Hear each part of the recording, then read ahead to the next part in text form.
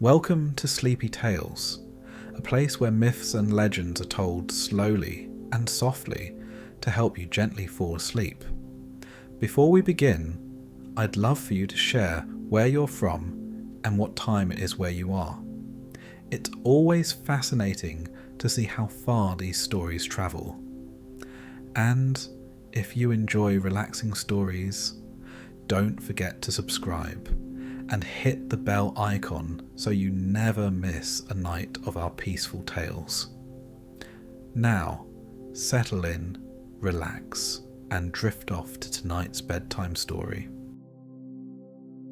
In the city of Troy, a prince was born under the weight of expectation, trained to defend his people and navigate the demands of honour and duty. Surrounded by family and facing the inevitability of war, he became a figure of courage, wisdom, and resolve.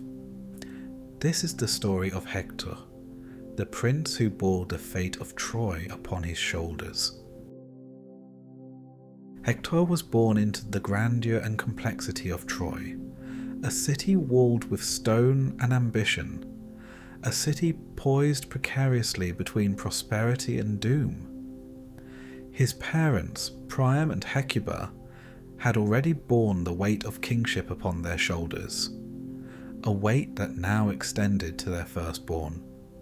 From the moment of Hector's arrival, there was an understanding that he was not merely a child, but a living embodiment of Troy's hopes, a vessel through which duty, courage, and honour would be defined.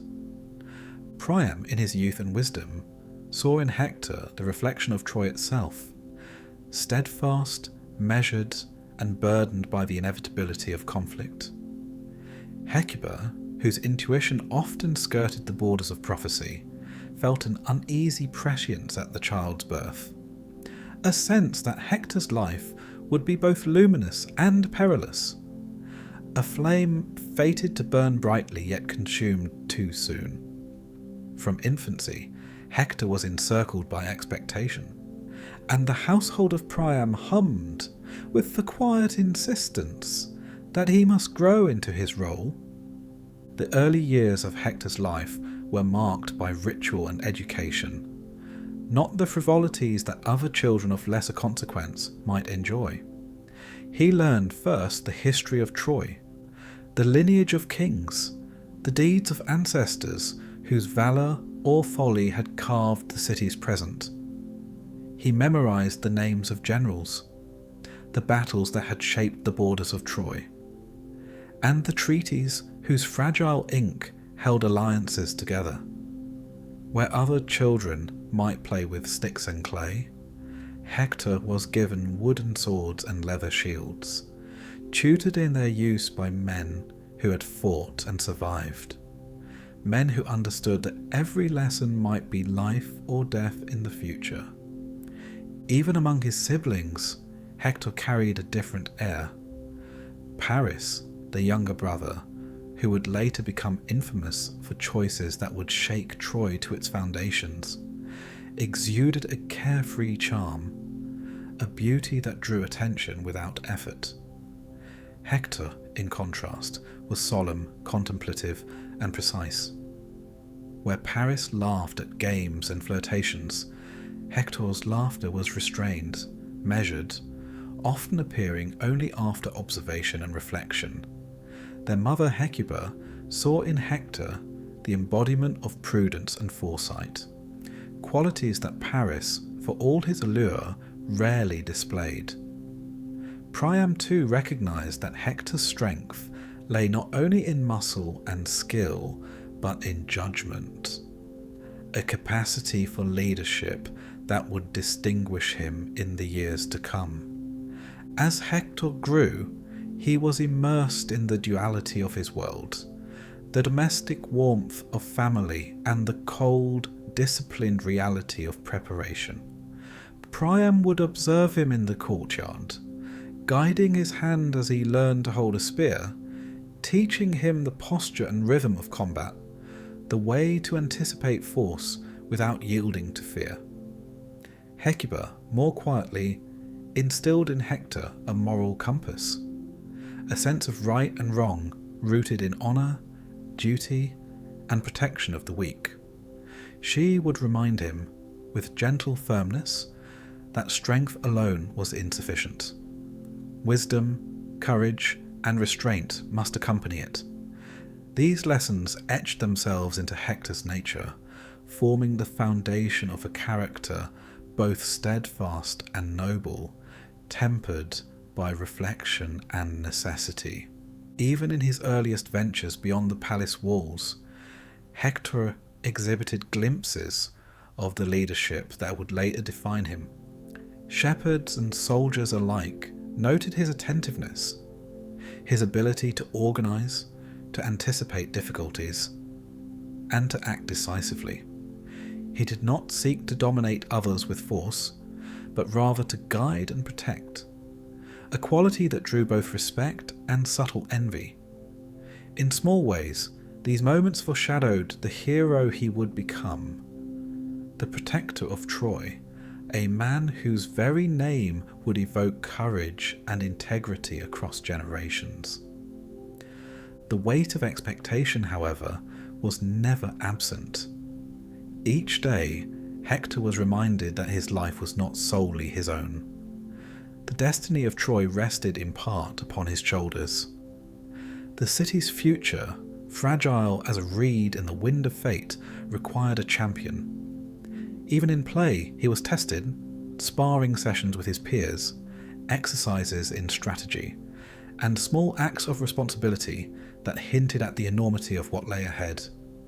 Every lesson, every trial, every observation was imbued with the gravity of what it meant to be Hector of Troy. Family dynamics, too, shaped his understanding of duty. His interactions with Paris, whose charm and impetuousness often disrupted the careful balance of the household, were instructive in their own way. Hector learned patience and diplomacy, the quiet art of managing personality and maintaining harmony without compromising principles. The disparity between the brothers highlighted Hector's maturity, but also the subtle tension of expectation. He was the heir, the responsible one, while Paris would later become the agent of catastrophe. And yet, even as he absorbed these lessons, Hector did not harbour resentment. Instead, he recognised that fate was rarely equitable, and that each person's path carried its own weight and consequence. Hector's formative years were punctuated by ceremonies and public appearances that reinforced his prominence.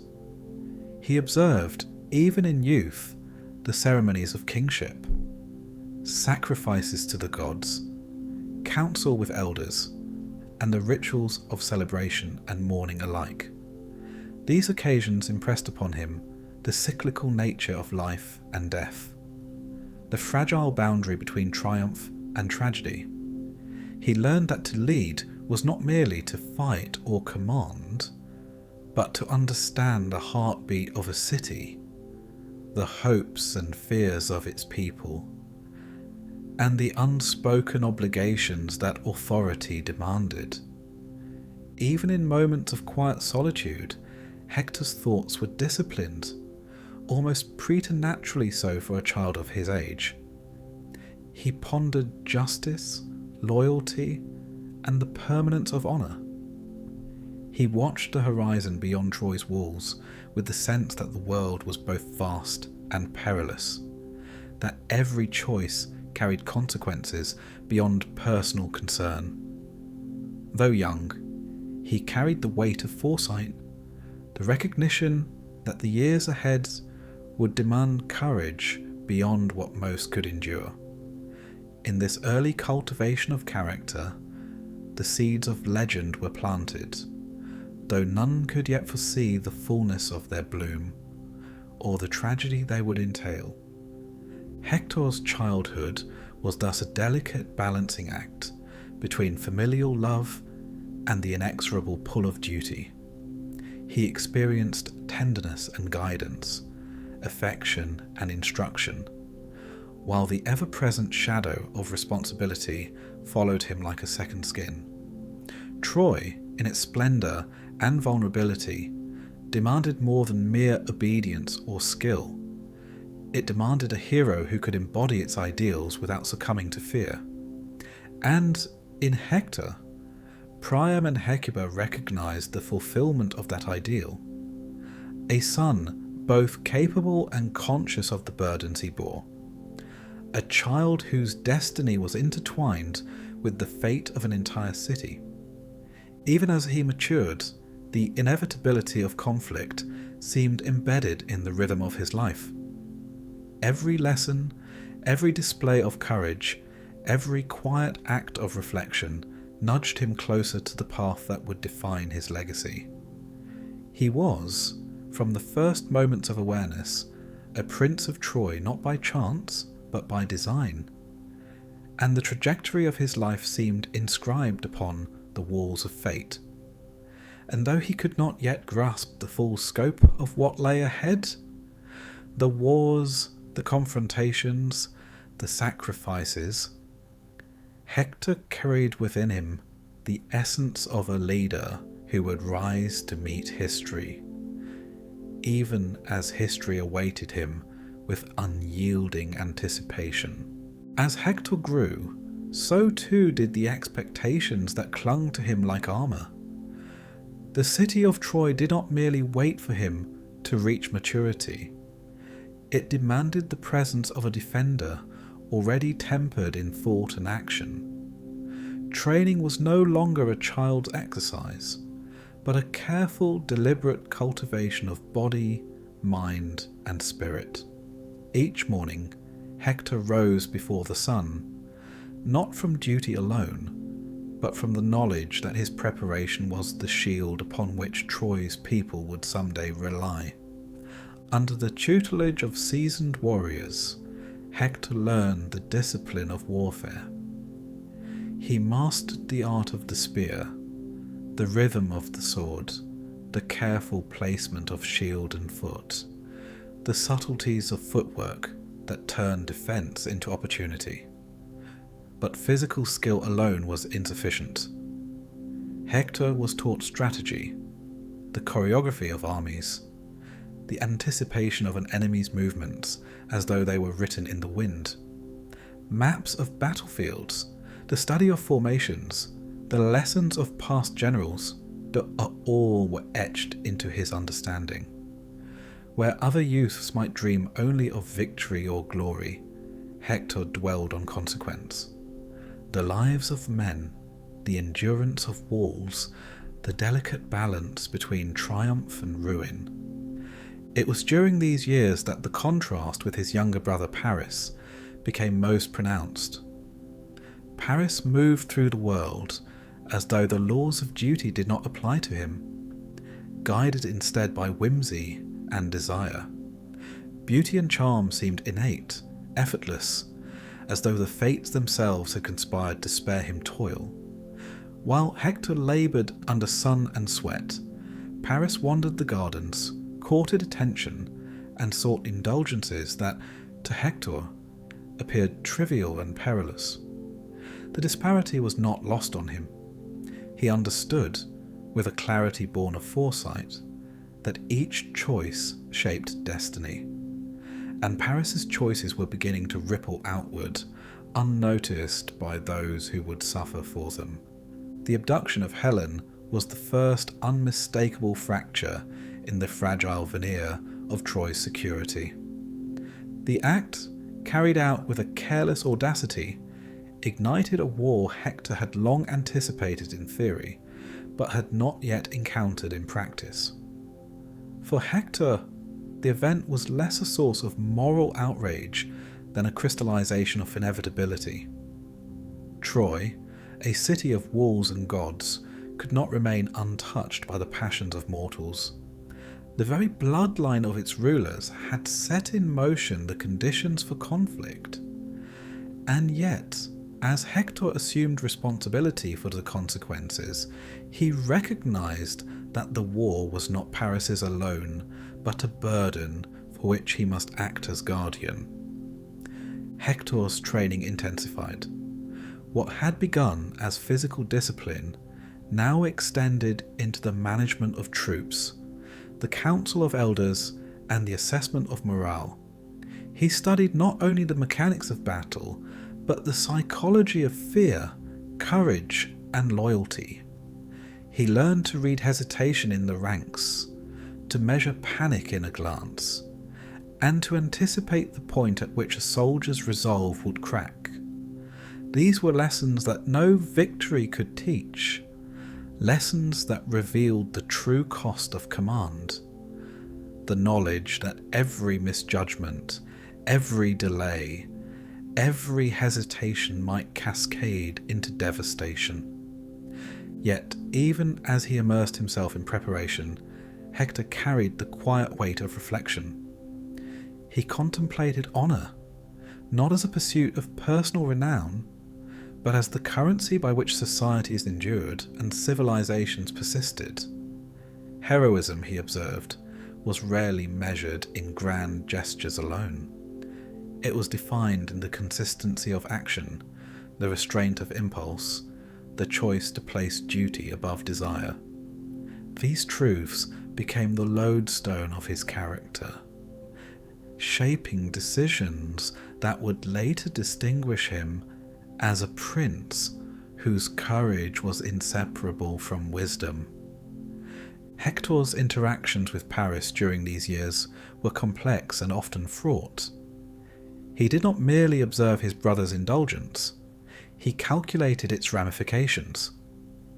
He foresaw the scorn of allies, the anger of enemies, and the strategic vulnerability that Paris's actions introduced. And yet, Hector's response was measured.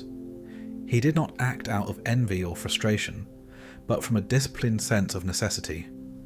Where Paris acted impulsively, Hector planned. Where Paris sought pleasure, Hector sought survival. Where Paris risked destruction, Hector sought defense. It was a duality that would haunt the family, a tension between desire and duty that foreshadowed the trials to come. Even in moments of respite, Hector's mind remained aligned with the imperatives of his station. He observed the city, noting weak points in walls and gates, imagining scenarios in which Troy's defences might falter. He studied the behaviour of soldiers, the morale of citizens, and the disposition of allies. His awareness extended to the gods themselves, whose favour was capricious and whose interventions could elevate the smallest decision to monumental consequence. Hector understood that leadership was not merely the exercise of strength, it was the anticipation of uncertainty, the management of chaos, and the endurance of responsibility under the scrutiny of both mortals and immortals. The weight of expectation pressed upon Hector at all hours. Even in leisure, he remained conscious of image and obligation, aware that his every action contributed to the perception of him as prince, warrior, and defender. Public appearances were exercises in composure. Ceremonies were opportunities to demonstrate presence and authority. His youth, though capable of joy, was tempered by the knowledge that he existed not solely for himself, but for Troy and its people. In this sense, Hector's upbringing was less a preparation for adulthood than a gradual induction into a role from which escape was impossible. Yet Hector was not devoid of empathy or warmth. He observed the fears of those around him, the quiet anxieties of soldiers and civilians alike. He recognized the burden that his station imposed not only upon himself, but upon all who relied on him. In this awareness, he found motivation and humility. A soldier who understood that glory without purpose was vanity. A prince who knew that command without compassion was tyranny. These qualities were not innate, but cultivated through years of observation, reflection, and rigorous training, each day reinforcing the framework of a character destined for legend. The looming presence of Paris's choices, however, remained an unrelenting shadow. Hector could not ignore the danger inherent in his brother's actions, and he began to reconcile himself to the notion that war was not merely possible but certain. The city's fortunes, fragile and contingent, were now subject to forces beyond calculation, and Hector's discipline would be tested not only in physical combat but in the endurance of consequence. He contemplated a path ahead with a sombre clarity. Honour demanded engagement, duty demanded vigilance, and courage demanded the willingness to face inevitability without flinching. In these years of preparation, Hector matured into a figure both commanding and human, a prince whose identity was inseparable from the fate of his city. Training, observation, and reflection became habits of thought and action, shaping him into a warrior scholar, a strategist whose insight rivaled his strength. And always in the shadow of his younger brother's choices, Hector carried the quiet knowledge that Troy's survival might depend on him alone. The inevitability of conflict, once a distant notion, now approached with measured steps, and Hector's readiness was the only barrier between the city he loved and the calamity that would define history. The day Hector first led the Trojan army into open battle was neither marked by fanfare nor by the fanfares of hope. The city's walls stood behind him, steadfast yet vulnerable, a constant reminder of what was at stake. The air was thick with the scent of dust, sweat, and the subtle, metallic tang of anticipation. Soldiers looked to him not merely for orders, but for reassurance that their lives were anchored by a hand capable of navigating both chaos and strategy. Hector felt the familiar weight on his shoulders, heavier than any armour, more enduring than any weapon. The duty to defend Troy at all costs. His movements on the battlefield were measured, precise, yet fluid. Hector had trained for years in the use of spear and shield, in the execution of formations and the timing of manoeuvres, but theory alone could not prepare him for the thrumming pulse of combat. Each clash of bronze against bronze was a conversation of survival. Each cry of a fallen soldier an echo of responsibility. He directed his men with clarity, issuing commands that were concise yet full of authority. In the midst of chaos, his presence was a focal point, a stabilizing force.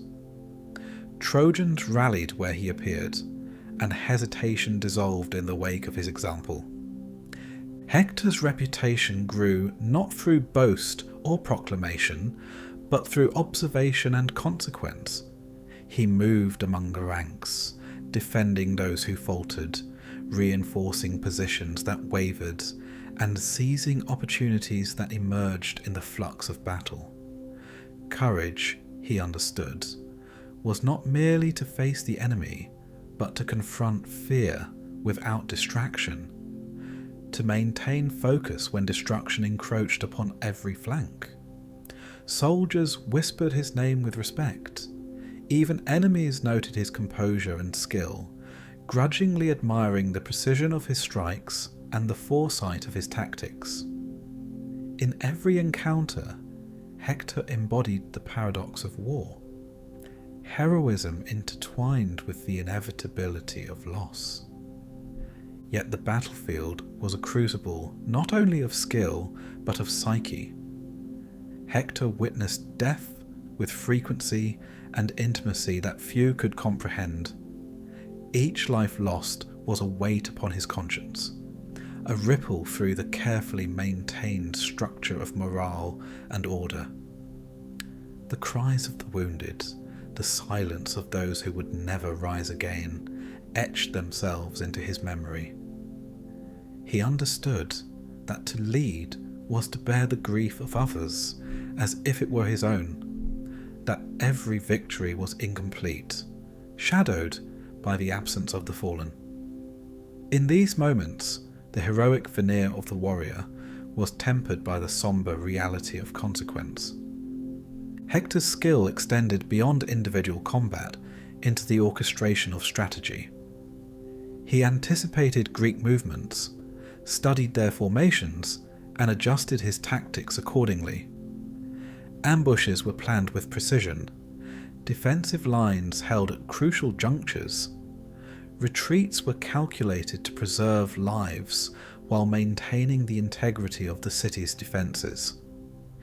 Even in the presence of superior forces, Hector's insight allowed Troy to withstand assaults that might have otherwise shattered morale. This combination of bravery and intellect earned him not only the loyalty of his troops, but the subtle respect of adversaries who recognized that Troy's defense was not reliant solely on walls, but on the mind and spirit of its prince. Indirect encounters with Greek heroes added a layer of tension that never fully abated. Achilles, whose name carried a weight of inevitability, was observed from a distance, a presence that inspired fear, respect, and caution. Hector understood the significance of such figures, recognizing that battles were not merely physical contests, but engagements with forces whose reputations and abilities shaped the outcome of every confrontation. He did not underestimate them, nor did he allow their mythic status to cloud his judgment. Instead, he used their presence to refine his strategies, to teach patience and adaptability, and to prepare for the eventual moment when confrontation could no longer be avoided. Even as victories were achieved, Hector felt the persistent toll of responsibility. Nights brought little respite. He walked the perimeter of Troy, inspecting walls, speaking with sentinels, and contemplating the vulnerabilities revealed in the day's engagements. Dreams were haunted by the faces of those lost, by scenarios in which a single miscalculation could unravel the fragile stability of the city. The weight of command was unrelenting, a companion more constant than any sword or shield. Yet Hector endured, not from ambition or desire for fame, but from an unwavering sense of obligation to the people who looked to him as their protector. The glory he earned was inseparable from sacrifice. He recognized that heroism came at a cost, not only in the lives of others, but in the erosion of personal peace. Even when the Trojans celebrated a successful defense or repelled an assault, Hector's satisfaction was muted by awareness of the broader implications. War was unending, and every gain was temporary, every victory shadowed by anticipation of the next confrontation. In this duality, honour and burden, acclaim and grief, Hector's character was forged, a reflection of a man whose strength was measured not by triumphs alone, but by endurance in the face of relentless trials. The psychological pressure was magnified by the proximity of family and city alike. Hector knew that his parents watched from the palace walls, that citizens placed trust in him that he could scarcely claim to fully carry, that his brother's choices had set forces in motion beyond immediate control. The tension of expectation never fully eased. It remained a constant hum beneath the clangor of battle. Yet in this crucible, Hector's essence solidified. Courage, tempered by reflection, leadership informed by wisdom, heroism defined not by the absence of fear, but by the management of it. As the campaigns continued, Hector's name became synonymous with the defence of Troy. He was recognised not merely as a warrior, but as a symbol, a lodestar, of stability and courage. Allies spoke of his foresight and tactical acumen. Enemies acknowledged his prowess without embellishment or myth. And yet, for all recognition, Hector remained intimately aware of the fragility of human life and the impermanence of triumph. Each clash of swords was a reminder that victory was provisional, that death could come for friend or foe without warning, and that the mantle of leadership was inseparable from the enduring anxiety it provoked. Even amid the exhilaration of battle, Hector experienced moments of quiet reflection. He considered the nature of war, the arbitrary cruelty of fate, and the responsibilities of those chosen to bear the burdens of others. Glory was a fleeting candle in the darkness, and yet it was necessary, both as morale for the living and as a marker for memory after life ended. Hector internalized these truths, allowing them to guide decisions, to temper anger, and to inform strategies that would preserve as many lives as possible while defending the city that had given him both purpose and identity. Hector's rise as Troy's greatest defender was not a sudden transformation, but a gradual accumulation of experience, observation, and reflection. He had become a man for whom courage was inseparable from responsibility, and skill inseparable from the comprehension of consequence. Even as the war raged on, the shadow of inevitability loomed. The knowledge that challenges would grow, that heroes and adversaries would emerge whose names would echo through memory, and that the ultimate cost of leadership could never be measured solely in victories or defeat. Hector endured as a prince, a warrior, and a symbol navigating the brutal and unrelenting demands of war with a balance of heroism and somber understanding. Amid the clangor of war and the unyielding demands of command, Hector sought moments of sanctuary in the fragile space of family. Troy's walls provided defense against enemies, but they could not shield him from the quiet truths that haunted every soldier and leader alike: the inevitability of mortality, the permanence of loss, and the fleeting nature of joy. In the presence of Andromache, his wife, and Astyanax, his son, Hector encountered a life less governed by duty and more by love, though even that love was shadowed by the awareness that it could not withstand the full measure of fate. These moments were delicate and rare, yet profoundly grounding. Hector would watch Andromache attend to the child, noting the small gestures that revealed tenderness, patience, and resilience. Astyanax, too young to comprehend the weight his father bore, clutched at his father's cloak with the innocent certainty of familial trust. Hector recognized in the child a reflection of Troy's continuity, the fragile promise of a future beyond the present war.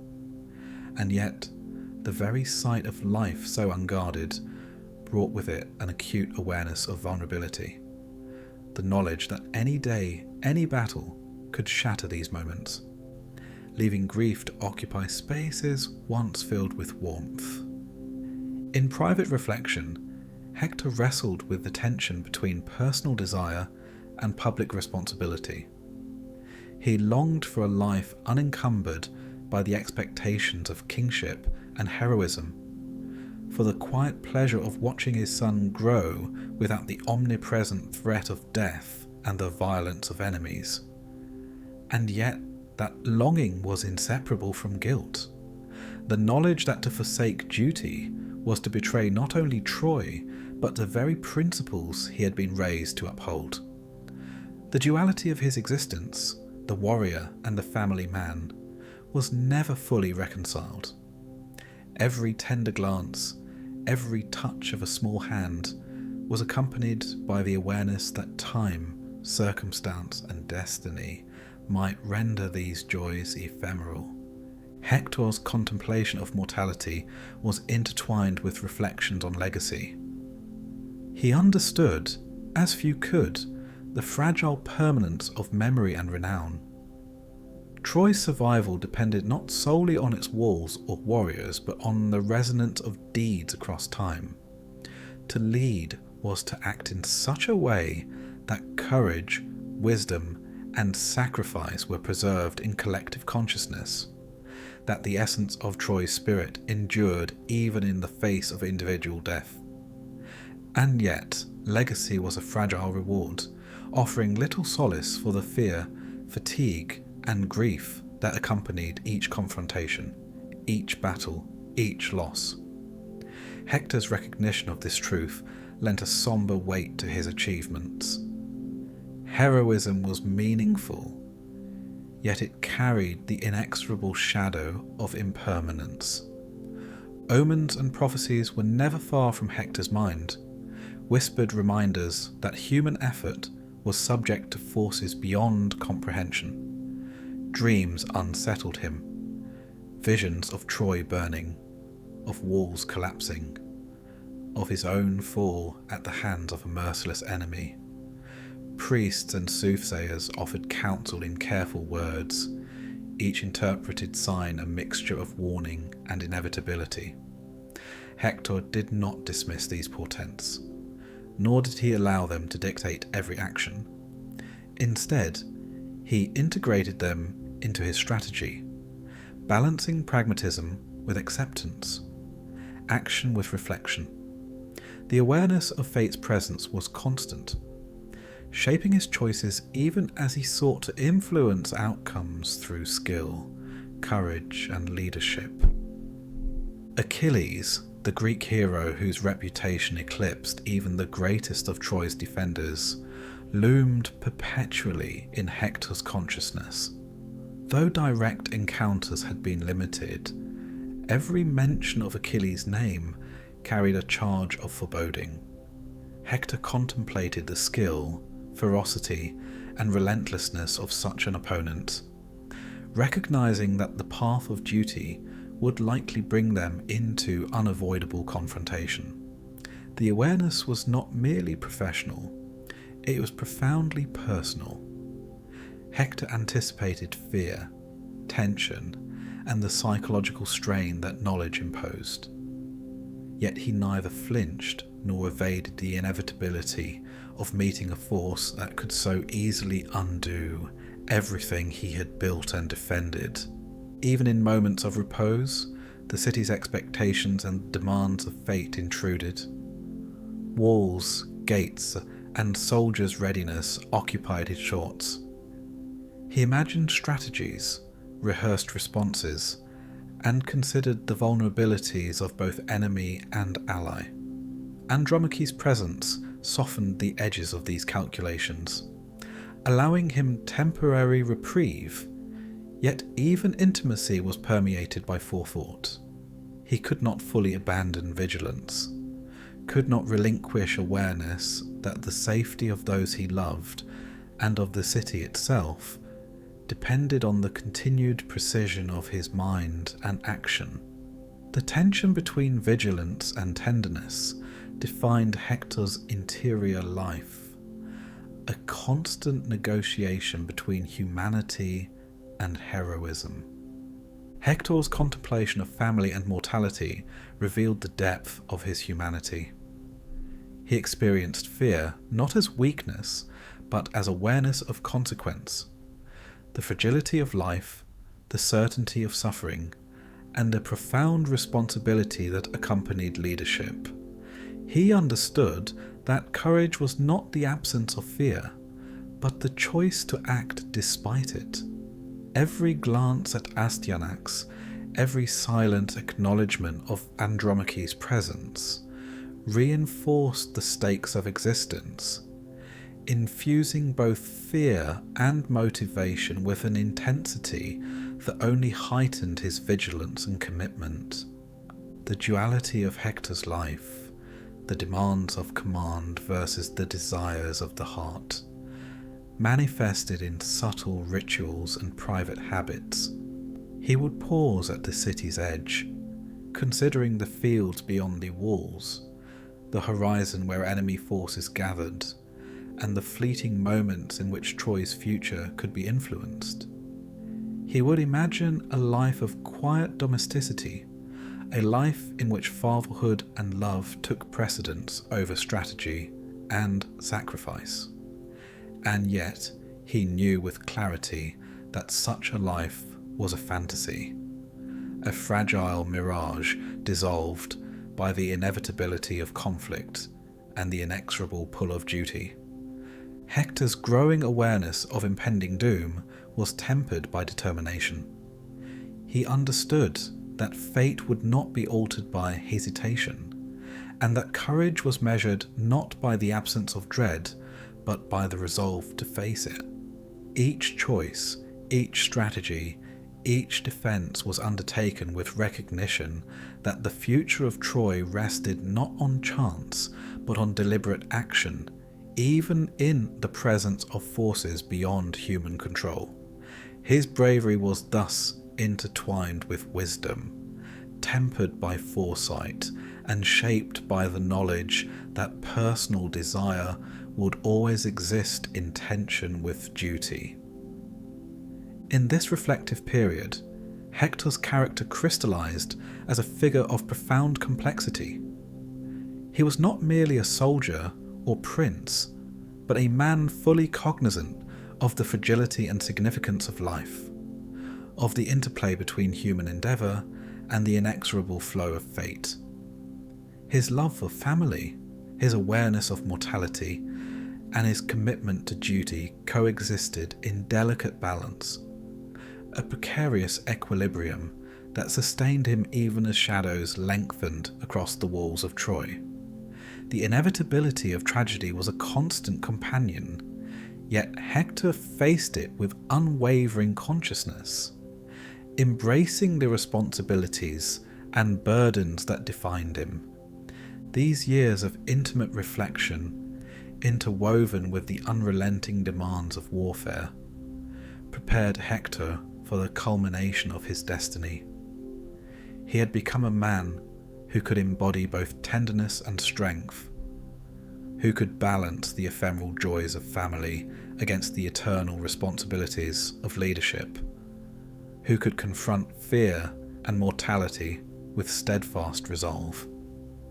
And yet, even in the face of preparedness, even in the cultivation of courage and wisdom, the shadow of foreseen doom loomed ever larger, signalling that the final chapters of heroism and tragedy were approaching with measured inevitability. The day of Hector's final confrontation dawned under skies that seemed unusually still, as though the heavens themselves had paused to witness the culmination of destiny. Troy's walls stood firm behind him, yet their solidity could not shield the heart of the city from the inevitability that approached. Hector, prince, warrior, and father, moved among his men with a solemn composure that had become his hallmark. Every step, every gesture was infused with awareness, the knowledge that the choices of a single man could shape the survival of a people and the unfolding of legend. Across the plains, the Greek forces amassed, their banners a tapestry of colour and determination. Among them, Achilles loomed like a shadow of inevitability. His reputation preceded him, a force of nature whose presence altered strategy, morale, and the perception of courage itself. Hector's mind, honed by years of training, reflection, and battle, anticipated every movement, every feint, every potential outcome. Yet even the most meticulous preparation could not erase the gnawing awareness that the encounter he faced was predestined, an intersection of human valour and inexorable fate. As the two forces clashed, Hector's prowess was displayed in full measure. He moved with precision, directing troops, seizing opportunities, and defending those who faltered. His skill, courage, and clarity under pressure inspired his men, earning fleeting victories that sustained morale against the overwhelming tide of the Greek assault.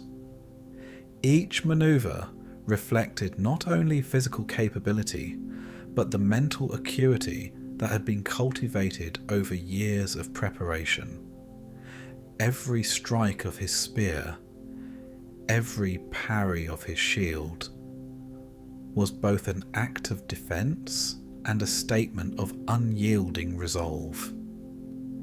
Yet within the rhythm of battle, Hector remained deeply conscious of mortality. He felt the tremor of fear, not as a weakness, but as awareness of consequence. Every clash brought the reminder that one misstep could end life in an instant, that heroism was inseparable from vulnerability, and that leadership demanded the acceptance of both. Even as he fought with near-mythic skill, he understood the human cost of each encounter. The lives imperiled, the families left bereft, the fragile morale of soldiers resting upon the steadfastness of one man. The moment of confrontation with Achilles approached with a terrible inevitability. The Greek hero advanced, relentless and unyielding, embodying the force of fate itself. Hector, fully aware of the imbalance of power and the certainty of outcome, chose neither retreat nor surrender. Instead, he embraced the principles that had guided his life: courage, honour, and the commitment to duty above self. The encounter was a collision not merely of men, but of ideals, of the human struggle to assert agency in the face of destiny.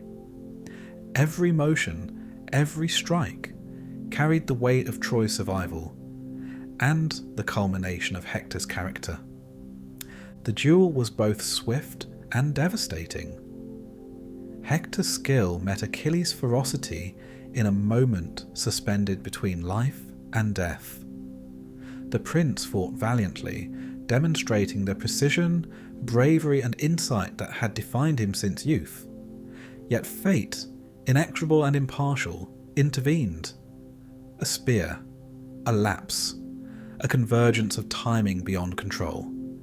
And Hector fell, the sound of his body striking the earth echoing with symbolic finality. Troy's champion lay defeated, the embodiment of human courage confronting the inevitability of mortality. The aftermath of Hector's death resonated far beyond the battlefield. Soldiers and citizens alike were struck with grief, the impact of loss palpable in every corner of the city.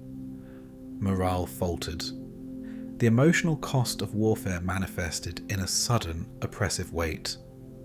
Priam and Hecuba mourned with the profound sorrow of parents who had lost the very person upon whom the city depended.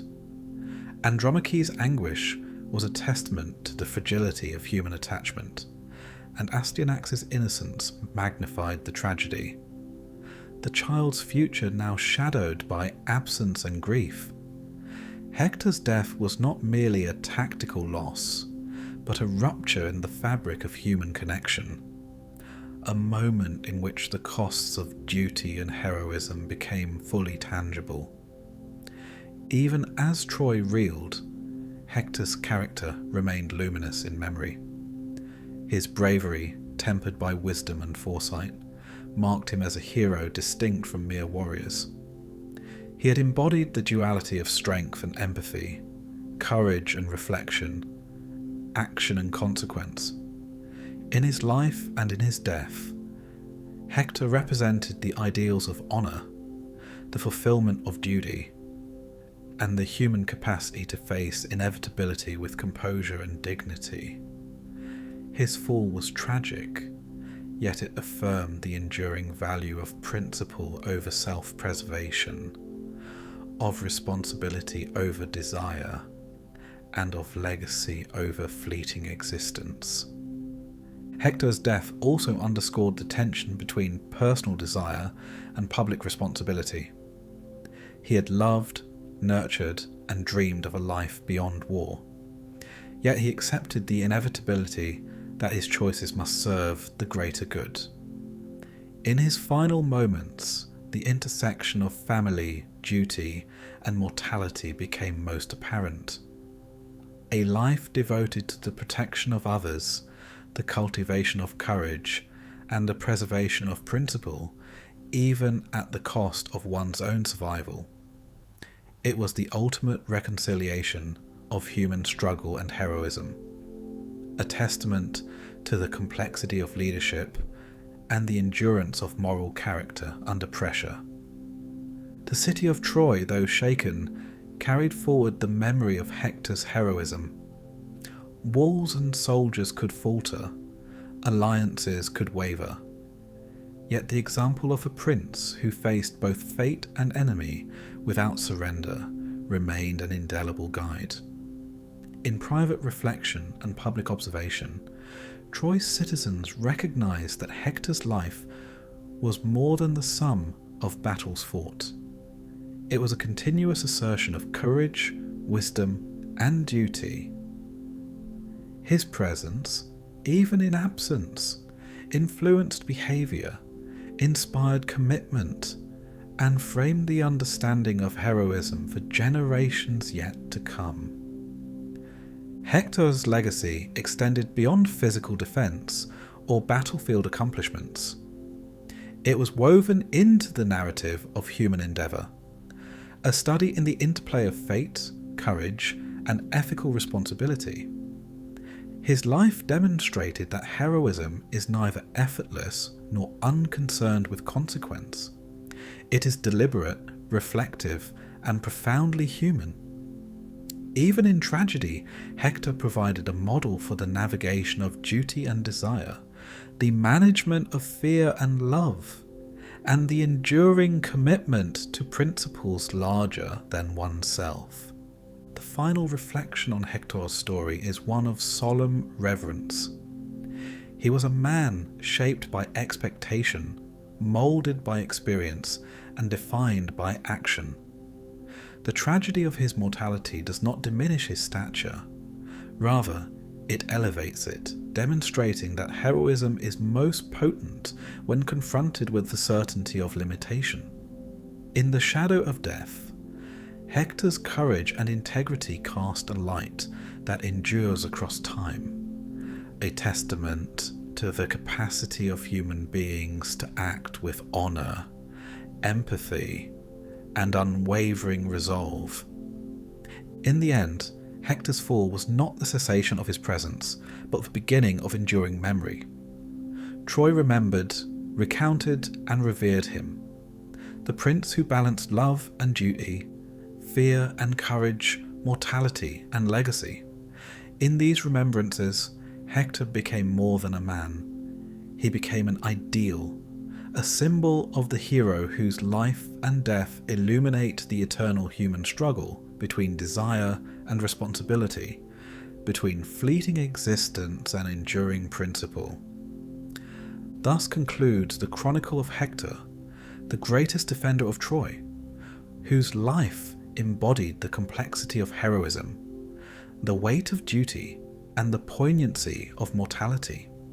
His story is a reminder that true courage is inseparable from wisdom, that love and duty coexist in tension, and that even in the face of inevitable demise, the human spirit can shine with clarity, honor, and enduring resonance.